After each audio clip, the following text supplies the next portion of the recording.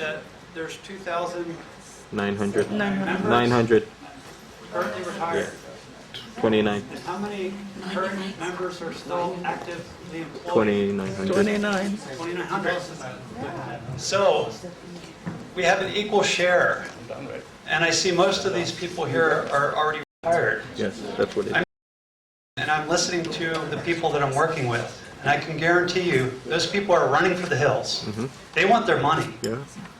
So the speaker, I'm not saying that I agree with the speaker's law, I don't. But I can say that the speaker is listening. He's listening. He's listening to the people that are still working in the DB program. My concern, and there were several people that brought this up, that you have to get active. The people that are still working, you can bet your bottom dollar that they're up there talking to their representatives. And everybody in this group needs to go up there and voice and be active in the political system. Right. The democracy is only effective if the voice of the people are heard. So I don't agree with that bill, not at all. I'm with you 100%. But the people that are still in the DB plan, that are still working, they are running for the hills. They want their money back. They don't have any confidence in the government to meet their obligation to the retirees, which they're a part of. That's the only way I can address your concerns, but I agree with you. There's something to that, so they should be penalized for doing it now. I'll just make a comment because I know that there's a lot of mathematical numbers playing out there. But let's make it simple, okay? It's irrelevant and it doesn't matter what bill is up there. The only thing you need to concern yourself with is very simple. Obviously, our congressman is saying the people that are working now, they deserve their money. Obviously, you're retired, you deserve your money. Obviously, you have to meet along in the middle. So here's simple mathematics for you, like what I said earlier. All you need is to have 63 million every year to continue paying you guys along the way. They can take all the money if they want.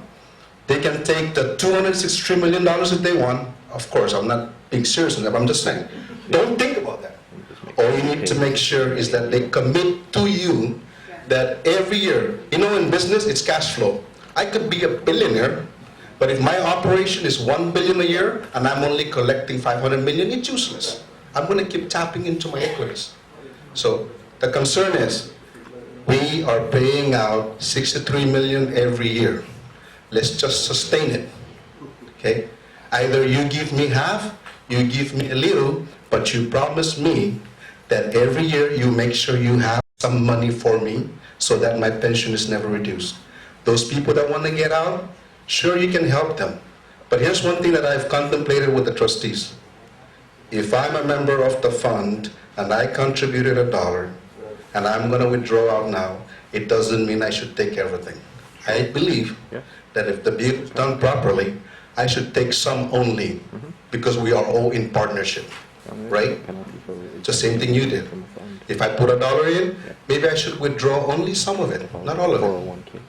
Okay? I'm just saying that helps it. But bottom line, I just want to clarify is just make sure there's always money for you guys.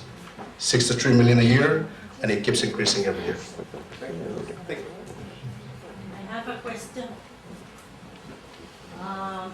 If you withdraw your retirement pension, what would happen to your insurance? You know, like their life insurance and their medical insurance. Because this, a lot of people don't know that it is so important to have a medical insurance.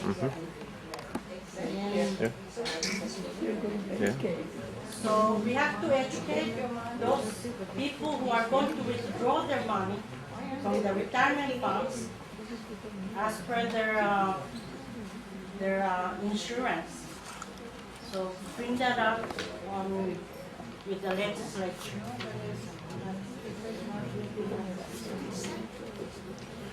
Okay, we have a request from the minority speaker of the legislature, Mr. Guerrero. He's going to have a few words.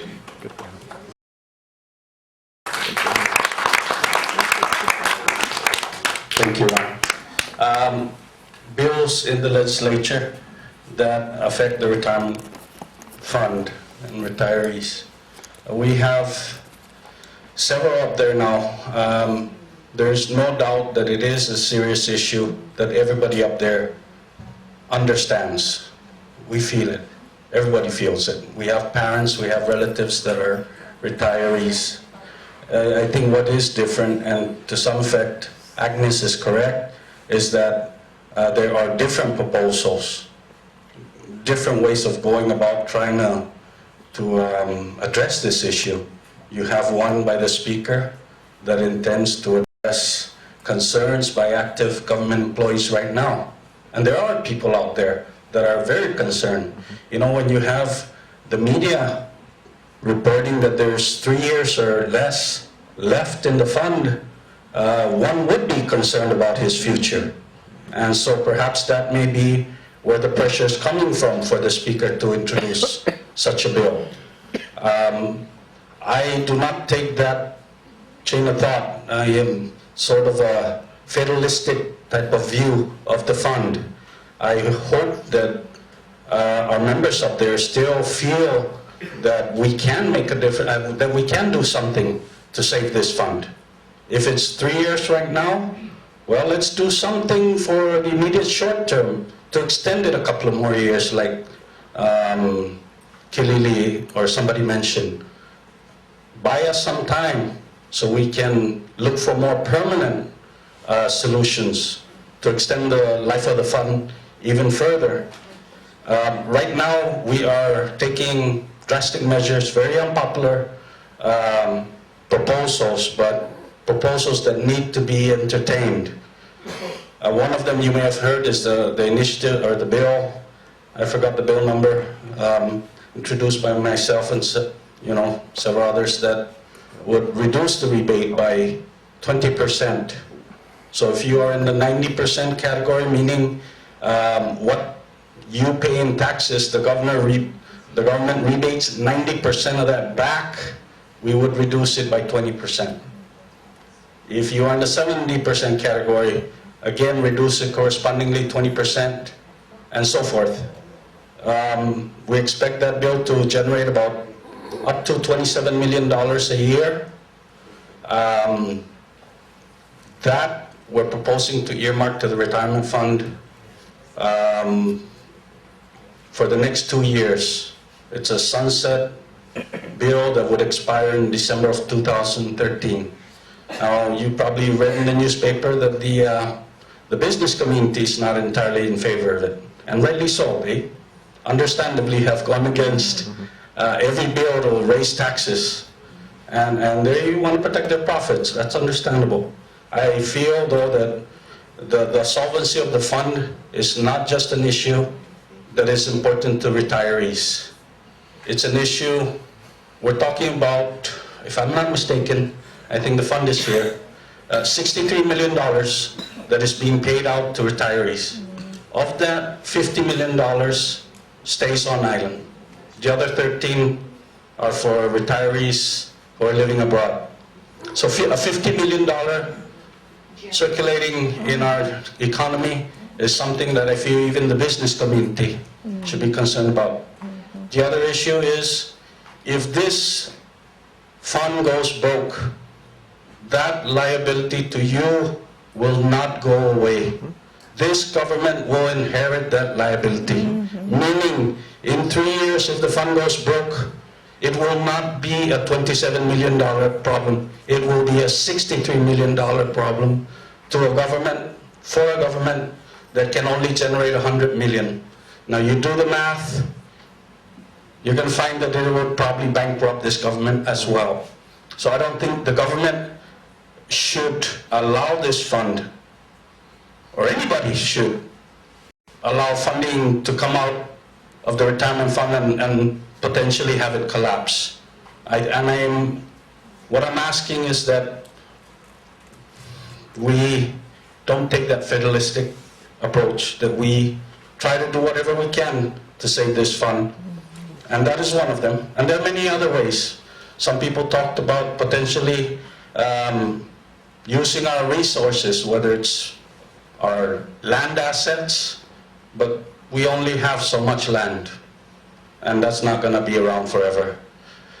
The other thing, government can generate revenues is really in taxes. Now, there are other types of taxes that we have not even considered. Something that may be coming up in the future, we're now thinking about is the possibility of imposing commercial property tax. Commercial property tax. Our Constitution prohibits us from enacting laws that would tax real estate on residential real estate, agricultural real estate, and undeveloped property, meaning your farm that's sitting idle out there. We cannot tax those three: your house, your farm, or your undeveloped property. But it does allow us to impose commercial property tax. Now, Uncle Dave, I don't know if he's still here, was talking about the economy. You know, how can we squeeze money from a dry rock? We need to stimulate the economy.